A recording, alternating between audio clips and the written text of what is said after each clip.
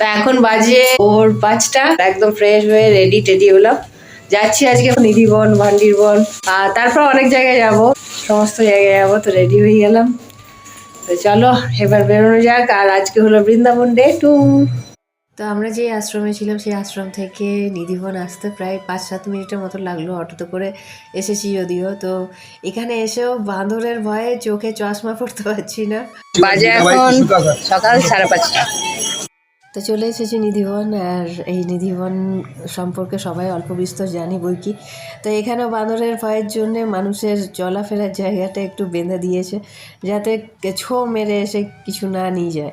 তো আর এখানে প্রচুর পরিমাণে বাঁদর। তো এখানে শুধু তুলসী গাছের বড় বড় গাছ, এই যে জয় জয় শ্রী রাধে। তো এত বড় বড় তুলসী গাছ, তা আবার বৃক্ষরূপে, আমি জীবনে প্রথম দেখছি, আর দেখে ততটাই আশ্চর্য হচ্ছি। তো এই হচ্ছে সেই নিধিবন যেখানে আমাদের প্রভু শ্রীকৃষ্ণ স্বয়ং রাধারানী তার 16,000 গোপীদের সাথে প্রতিদিন এখনও পর্যন্ত রাসলীলা করে যায়। তাই রাত্রেবেলায় এখানে আসা নিষিদ্ধ আছে। এমনকি আশেপাশের যে সমস্ত বাড়ি ঘর আছে তারাও জানলা দরজা বন্ধ করে রাখে, যাতে কোনো রকমে কোনো কিছু ভুল ত্রুটি না হয়ে যায়। তো অনেকে আগ্রহবশত এটা দেখার চেষ্টা করেছিল রাসলীলা, তো তাদের কিন্তু কঠিন শাস্তি হয়েছে, কারোর চোখ গেছে, কারোর জীবন গেছে। এখানে মানে রাত 8টার পর যারা মানে বানর আছে তারাও পর্যন্ত এখানে থাকে না, খালি হয়ে যায় নিজে নিজে।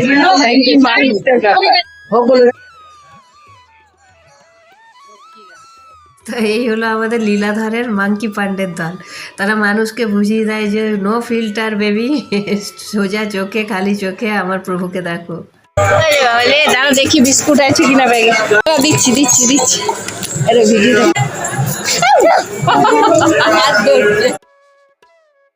তো এই হলো আমাদের যমুনা মহারানী। তো সবাই দূর থেকে প্রণাম জানিয়ে নিন। তো এখন আমরা গাড়িতে যাবে বসছি, এখন আমরা যাচ্ছি মানসরোবর, তারপরে যাবো ভান্ডিরবন। তো দেখি কতক্ষণ সময় লাগে আর কোথায় কোথায় আজকে দর্শন হয় সেগুলো আপনারা ধীরে ধীরে জানতে পারবেন। তো চলে এসেছি মানসরোবর।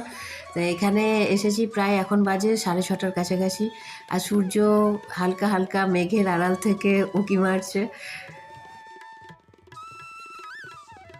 তো এত ঠান্ডা লাগলো টোটোতে যে কিছু বলার নেই। মানে গতকাল কোথাও বোধহয় আশেপাশে বৃষ্টি হয়েছে, এখনো মেঘলা মেঘলা আছে। তো ওই বৃষ্টির জন্যে ঠান্ডা ওয়েদার, মানে রীতিমতো সোয়েটার পরার মতো, কিন্তু কিছু করার নেই, কিচ্ছু করার নেই। তো চলো আপাতত চলে এসেছি। আর এখানে এই যে দোকানগুলো পুজো দেওয়ার সমস্ত, চলো কি দেখছি না দেখছি সব শেয়ার করতে থাকবো, দেখতে থাকবো। মানসরোবর, তো এখানে মানসরোবরে এসেছি, দেখাচ্ছি। এই মানসরোবর অপূর্ব লাগছে, এই ভোরবেলা অপূর্ব লাগছে, বিশাল এই সরোবর।